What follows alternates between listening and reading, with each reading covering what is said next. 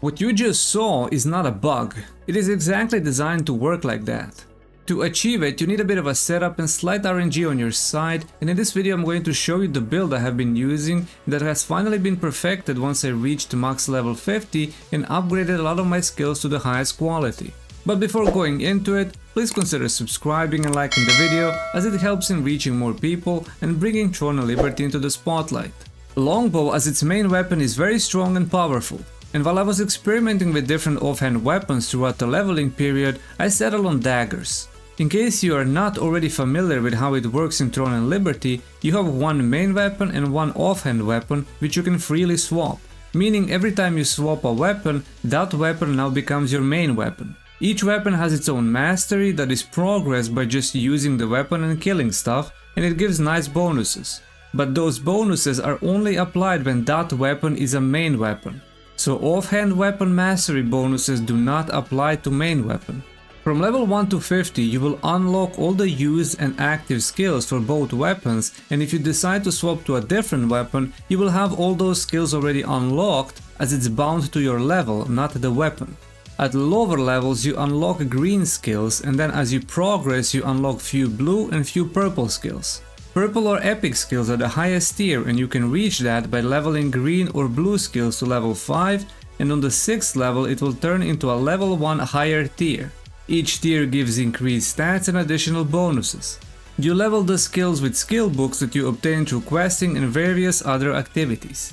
Each weapon has 9 used skills, 7 active skills and 1 defense skill, out of which you can have 12 used skills and 8 active skills, with combining them from both weapons to create the perfect build, while the defense skill will be the one you use for your main weapon. Each weapon starts with 3 green, 2 blue and 4 purple level 1 used skills, and 2 green, 2 blue and 3 purple level 1 active skills. I have put 100% focus into only longbow skills, as it is my main damage dealing weapon, which can be seen by the purple levels of each skill. The build that I will show you will work even if you don't have many skills on purple tier, but the build will absolutely pop off once you get 3 main skills to purple tier. 11 used skills are an absolute must, while you have options for last depending on the boss or a different situation you might be in. The build takes full advantage of maximizing ranged critical hit, which is your standard crit rate, where you can consistently sit at around 80% crit with good setup and rotation while moving into 100% crit rate territory.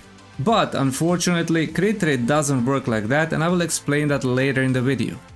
Let's go down the line, show each skill and explain what it does. Starting with the defense skill, which is your standard counter, parry or whatever you wanna call it, that you will use when an enemy charges their fury attack, symbolized with the purple charging orb. Getting perfect counter will deal damage and trigger bonuses, where we are mostly interested in crit rate bonus for 3 seconds that is further increased on rare quality, and the duration increased by 5 seconds on epic quality. Deadly marker puts a mark on the enemy for 9 seconds, which increases both crit rate and damage of every skill, and every time you and your party members crit during those 9 seconds, it will decrease the cooldown of yours and their skills that are on cooldown. Zephyr's knock is the absolute best yet very simple skill. On purple tier it will have the highest single target damage if it crits. It has low mana cost, low cooldown, high range and it's instant cast. A rare tier increases damage on CC'd targets, while epic tier increases crit damage by 7% for every 1 meter you're away from the target. And it has 16 meter range, so that is 112% crit damage. Shadow Strike is the first dagger skill we use, and it is mainly used for repositioning or getting in melee range to use a few damage dealing dagger skills as fillers when everything else is on cooldown. Inject Venom is the second dagger skill, and it makes every skill apply poison for 6 seconds. This is used as a setup with one of the dagger active skills that will be explained later. Strafing shoots 4 arrows, and if you crit 2 out of those 4, you can use the skill again. And on epic tier, you can use it one more time for 3 uses in total, and each additional use having 50% reduced mana cost. Ensnaring Arrow is also used as a setup with Longbow active skill as it binds the target, which is considered as a form of CC.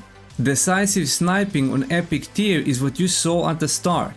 It has its own crit rate that is based on how much HP target lost. On Rare tier it increases crit rate for 3 seconds on hit, and on Epic tier it refreshes the cooldown every time you crit. Meaning you could technically spam the skill forever if the RNG is on your side. The highest spam I had was 12 in a row. Brutal Incision is the main damage dealing dagger skill that is used as a filler with a combination of the Shadow Strike on the targets that are under 50% HP, as it has its own crit rate and crit damage on Epic tier. It also has a hidden 20% chance to hit twice. Nature's Blessing is the heal, which on Epic tier also regens your mana. Very important to have on Epic tier eventually, as mana problems can become heavy with this build. Camouflage Cloak is the standard stealth, which is used to drop aggro from the boss, but also could be used to combo with the Decisive Sniping, as the first skill used to get out of stealth has a 100% crit chance. Brutal Arrow is the only AoE skill that deals highest damage in the center, and you can also freely aim where you want the skill to land. Last slot is optional depending on the situation, but I use Fatal Stigma, which synergizes with poison as it deals more damage to the poisoned targets. Now on to the active skills. Vicious Fangs is the poison setup as it increases crit rate for all skills on poisoned targets.